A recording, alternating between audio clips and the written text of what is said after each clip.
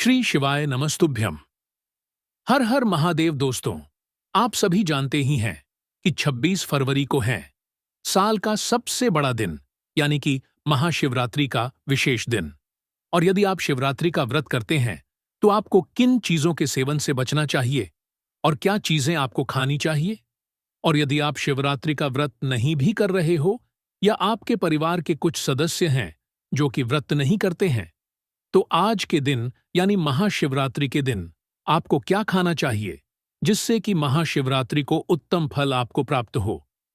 हिंदू धर्म में महाशिवरात्रि के दिन का बहुत ही बड़ा महत्व माना गया है। इस दिन हम भोलेनाथ को प्रसन्न करने के लिए सवेरे जल्दी स्नान करते हैं, मंदिर जाते हैं, शिवलिंग पर दूध चढ़ाते हैं, फल फूल अर्पित करते हैं। इस दिन जो लोग शिव भक्त है, शिव भक्ति करते हुए शिवरात्रि के दिन उपवास भी करते हैं। लेकिन आजकल की बिजी लाइफस्टाइल और सेहत से जुड़ी बहुत सारी समस्याएं, जैसे कि ब्लड प्रेशर होगा, बहुत सारी प्रॉब्लम्स हमारे शरीर में बनी रहती हैं कई बार। और अक्सर इन प्रॉब्लम के चलते हमारे मन में एक विचार, एक सवाल उठता है कि आखिर हम कैसे व्रत कर सकते हैं, कैसे अपनी आस्था के साथ अपनी सेहत को भी बनाकर रख सकते हैं। आपके मन में भी ऐसे ही विचारों, सवाल आ रहे होंगे। क्या व्रत करना चाहिए? व्रत करें तो फिर हम क्या खाएं? तो आपके इन्हीं सवालों के जो भी उत्तर है वह मैं आज आपको इस वीडियो में देने वाला हूं। तो आप वीडियो को पूरा देखिएगा। क्या चीज आपको खानी है, किन चीजों से आपको परहेज करना है, किन चीजों का सेवन आपको नहीं करना है। तो चलिए वीडियो को शुरू करते हुए, यदि अभी तक आपने मेरे इस चैनल शिव की महिमा को सब्सक्राइब नहीं किया है तो जरूर सब्सक्राइब कर लीजिए और हमारे चैनल शिव की महिमा का हिस्सा जरूर बनिएगा। इस साल महाशिवरात्रि पर्व हम 26 फरवरी यानी बुधवार के दिन मनाने वाले हैं। तो व्रत के एक दिन पहले से ही व्रत की तिथि शुरू हो जाती है, व्रत के नियम शुरू हो जाते हैं। तो यदि आप देखिए विवाहित, तो व्रत के एक दिन पहले से ही ब्रह्मचर्य का पालन करें। दूसरा नियम है कि यदि आप तामसिक भोजन करते हैं, तामसिक भोजन देखिए नॉनवेज भी होता है और तामसिक भोजन में प्याज लहसुन भी आता है, तो व्रत के एक दिन पहले से ही आपको इसे ग्रहण नहीं करना चाहिए। वैसे तो शिवरात्रि के एक दिन पहले त्रयोदशी तिथि होती है, जिसे कि हम प्रदोष बोलते हैं। कुछ लोग प्रदोष का व्रत करते हैं, तो जो लोग नहीं करते हैं वह एक दिन पहले से प्याज और लहसुन को ग्रहण ना करें, ब्रह्मचर्य का पालन करें। देखिए, जिस दिन आपका व्रत है यानी जिस दिन महाशिवरात्रि है, क्योंकि महाशिवरात्रि 26 फरवरी बुधवार को है, तो आप सवेरे जल्दी उठकर स्नान करेंगे। स्नान करने के बाद सवेरे सबसे पहले आपको संकल्प लेना होता है, यानी कि आप किस तरह से व्रत करेंगे, क्योंकि व्रत इस तरह से किए जाते हैं। देखिए, जो पहली बार व्रत धारण करें उनको नियम पता होना बहुत जरूरी होता है कि आपको नियम पता कि हमें क्या करना है। और कुछ लोग पहले से कर रहे हैं, वह भी थोड़ा सा ध्यान से सुनिएगा। क्या पता कुछ गलतियां आप भी कर रहे हो।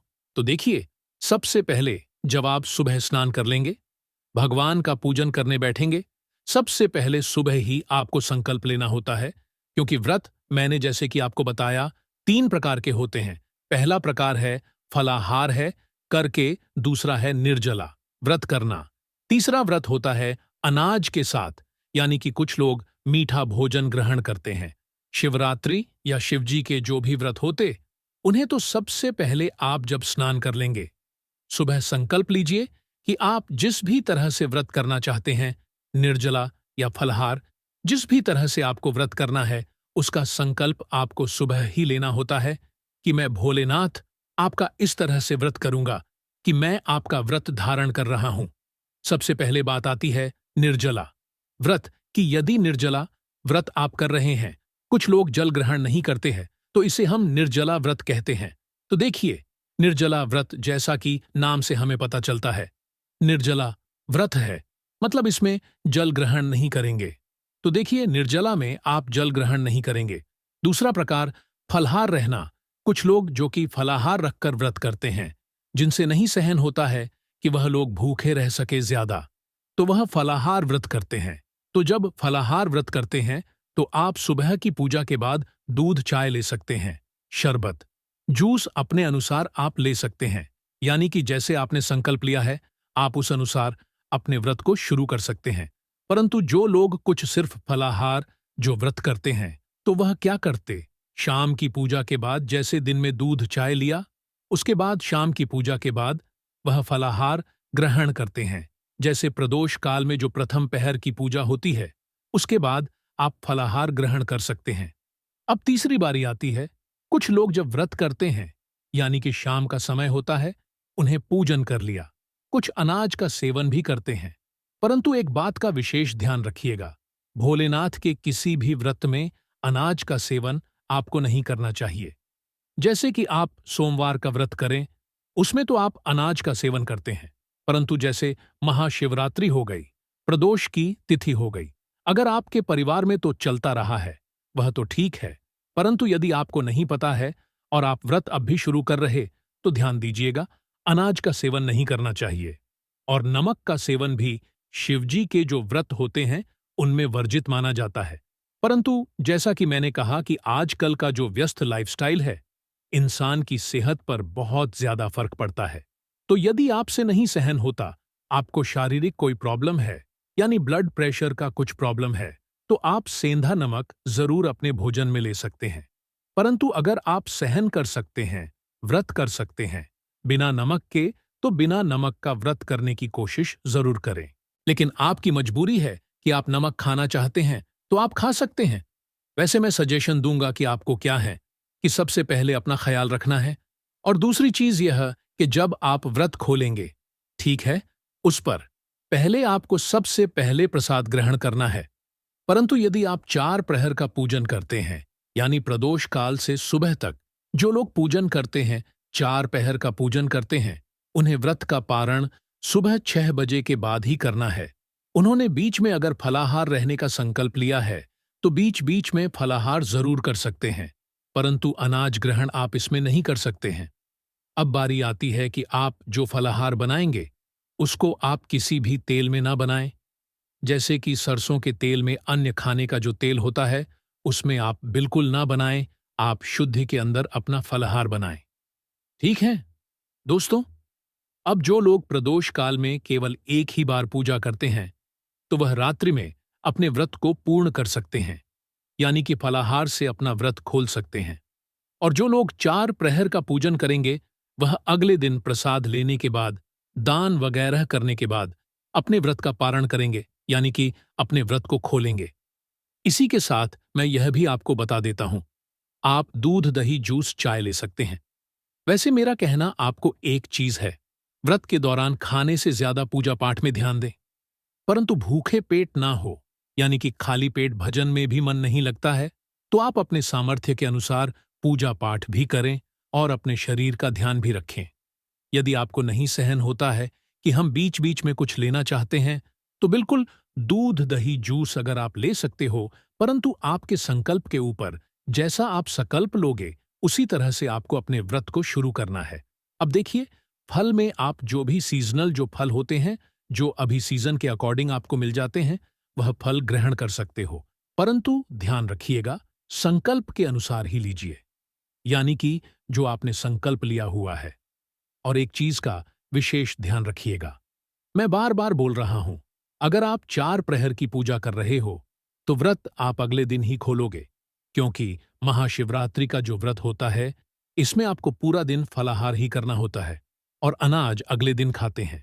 तो अनाज में तो सारी चीजें, जो दाल चावल, आटा, जो भी आटे की रोटी हो गई, जो भी चीजें होंगे, वह अगले दिन खाते हैं।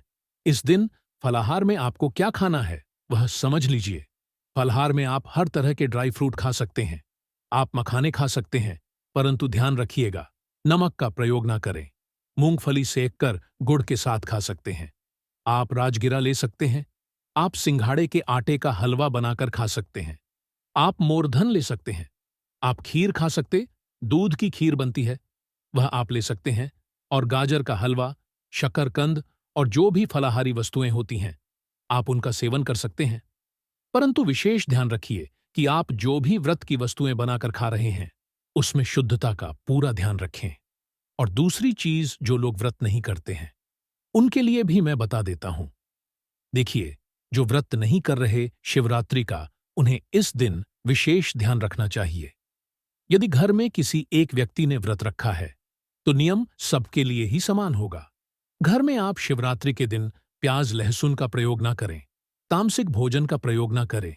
जो लोग नॉनवेज खाते हैं, जिनके घर में मांस मदिरा चलती है, तो देखिए, यह महाशिवरात्रि का दिन बहुत विशेष माना जाता है। आप जिस भी धर्म में आते हैं, तो आज के दिन विशेष ध्यान रखिए। थोड़ा सा अपने जीवन में एक दिन परिवर्तन जरूर रखिए। और आज के यदि आप हरे मूंग बनाकर सेवन करते हैं, उनका तो बहुत ही ज्यादा शुभ माना जाता है, तो आप हरे मूंग का सेवन जरूर करें। जो यह व्रत नहीं करते हैं, आप सिर्फ पूजन कर रहे हो, तो भी आप नियम का पालन कर सकते हो। दूसरी चीज जो कि बहुत विशेष है, आज के दिन आपको महाशिवरात्रि के दिन नंदी बैल जो होते हैं, उन्हें हरे मूंग अवश्य ही खिलाना चाहिए। और यदि आप हरे मूंग नहीं खिला पा रहे हो, तो आपको अवश्य आज के दिन हरा चारा नंदी बैल को खिलाना चाहिए। कुछ लोग बोलेंगे नंदी बैल नहीं हो तो हम क्या करें? अगर नंदी बैल आपको नहीं मिल पा रहे हैं, तो फिर आप गौ माता को भी हरा चारा खिला सकते हैं। तो आशा करता हूं कि आपको यह वीडियो पसंद आया होगा। और यदि वीडियो पसंद आया है, तो चैनल को सब्सक्राइब करना बिल्कुल ना भूलें। भोलेनाथ आपकी सभी मनोकामनाओं को पूर्ण करें।